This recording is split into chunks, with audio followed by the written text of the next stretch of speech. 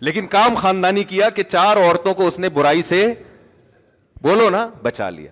اب ان پہ جتنا خرچ کرے گا, نبی نے فرمایا سب سے بہترین صدقہ وہ ہے جو تم اپنی بیوی کو کھلاتے ہو, بچوں کو کھلائے گا.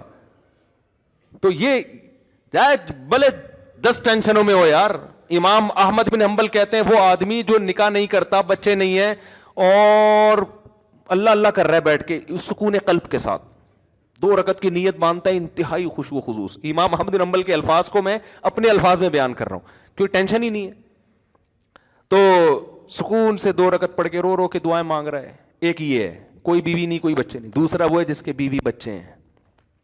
اب وہ 2 رکعت کی نیت باندھتا ہے, گھنٹی بجنا شروع, سائلنٹ پہ کیا تو وائبریشن, یعنی بیل بند کر دی تو وائبریشن پہ, خشوع و خضوع رہے گا. 2 رکعت کے بعد سلام پھیر کے دیکھا تو میسج آیا ہے بیگم کا, شادیاں کر لی ہیں, گھر کا کوئی خیال نہیں ہے, اگر یہ نمازیں ہی پڑھنی تھیں تو ہمیں نہیں لے کر آتے. آج مجھے گھر والوں نے ڈبل روٹی کے لیے بھیجا. اپنا واقعہ بتانے میں کوئی حرج نہیں ہے, حقیقت اپنا واقعہ. یہ میرے بھائی گواہیں, یہ دوست ہیں, یہ گواہیں. گھر والوں نے کہا بھائی بریڈ چاہیے, اور مسجد کا جو میرا خادم ہے بیچارہ خدمت کرتا ہے شمس, اس کو بول دیں کہ وہ لے آئے. میں باہر نکلا بھول گیا. پھر میں گھر گیا, گھر والوں نے کہا آپ کو ڈبل روٹی لینے کے لیے بھیجا. میں نے کہا بالکل ذہن سے نکل گیا. اب میں گیا تو دیکھا شمس بھائی جمعہ نہانے کے لیے گھسے ہوئے ہیں. اب میں بیٹھا رہا ہوں کرسی باہر ڈال کے, تو یہ تو ٹھیک نہیں ہے نا کہ جب نکلیں گے تو میں بولوں گا. میں نے کہا چلو جب نکل آئے گا تو بول دوں گا, جب نکلے تو میں اتنی دیر ہو گئی بھول گیا میں. ایسے ہی پھر میں باتوں میں گھر چلا گیا. یہ خشوع و خضوع بتا رہا ہوں آپ کو. ایسا آدمی کیا خشوع و خضوع سے نماز پڑھے گا بھائی؟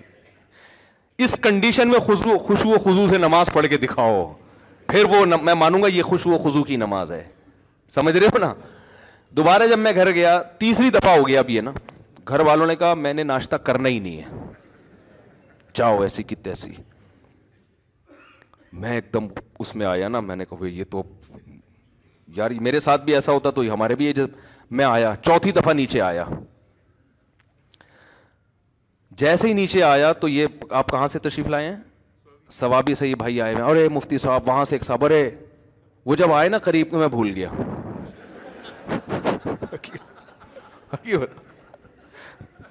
حقیقت بتا رہا ہوں.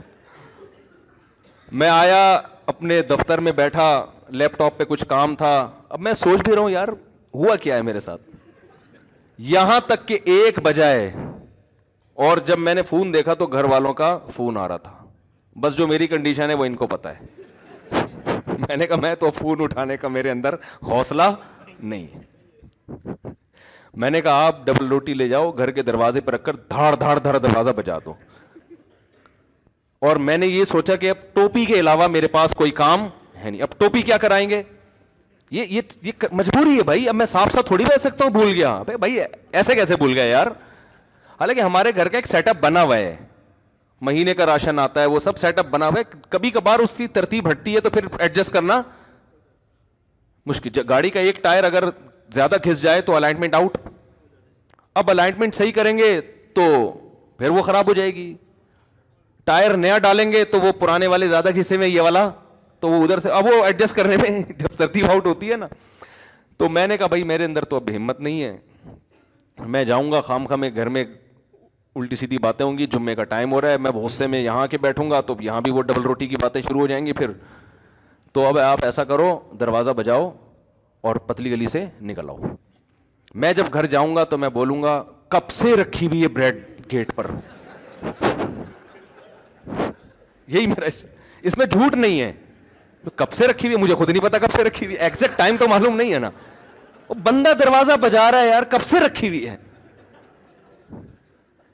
تو یہ میرے ذہن میں پروگرام تھا کہ بھائی ٹوپی بندے پہ ڈال دو. تو آخر یعنی اگر اس میں ناکام ہو گیا تو کہیں گے اس نے, یہی چلتا ہے گھر اسی طرح چلتا ہے. ایسا نہیں ہوتا کہ میں بھول گیا تو میں پھر بھول گیا, تو میں پھر بھول گیا, تو پھر بھول گیا. تو خیر جلدی سے بات ختم کرتا ہوں. تو بس 2 رکعت امام احمد بن حنبل فرماتے ہیں کہ جس کے بال بچے ہوں وہ ان کی فکر میں ہو, ان کو کھلانے پلانے کی فکر میں ہو, ان کے ذمہ داری پوری کرنے کی فکر میں ہو, تو وہ اس کی 2 رکعت اللہ اس پہ ثواب اس کو زیادہ دے گا. تو کیونکہ وہ نیچر پہ چل رہا ہے نا, پادری پن تھوڑی ہے کہ جنگلوں میں نکل جاؤ بس اللہ اللہ کرو بیٹھ کے. تو اصل جو قرآن کے احکام ہے نا, جس میں وراثت کا حکم ہے, سود سے بچنے کا حکم ہے, بہنوں کو وراثت دینا, کسی کا مال ناحق نہ کھانا, جو کام آپ کے ذمے لگا ہے وہ دیانتداری سے ادا کریں. تو یہ کام مسلمان پہلے چونکہ کر رہا تھا تو ترقی کر رہا تھا, اب یہ کام مسلمان نے چھوڑ دیے ہیں. اور اگر ہم جنت جہنم کو بیچ سے نکال دیں گے نا میرے بھائی, تو مسئلہ یہ ہوگا کہ یہ جتنے ہیں نا اس سے ہی جائیں گے. یہ ایسا نہیں ہو کہ چاند پہ پہنچنا شروع کر دیں گے, کیونکہ ہمارے لبرل لوگوں کے ہاتھ میں ہمارا تعلیمی نظام ہے جو مذہب پہ چلتے ہی نہیں ہے. تو دیکھو تعلیمی نظام کا اب کیا بیڑا غرق کیا ہوا ہے انہوں نے. اللہ تعالی ہمیں سمجھنے کی عمل کی توفیق عطا فرمائے. وما علینا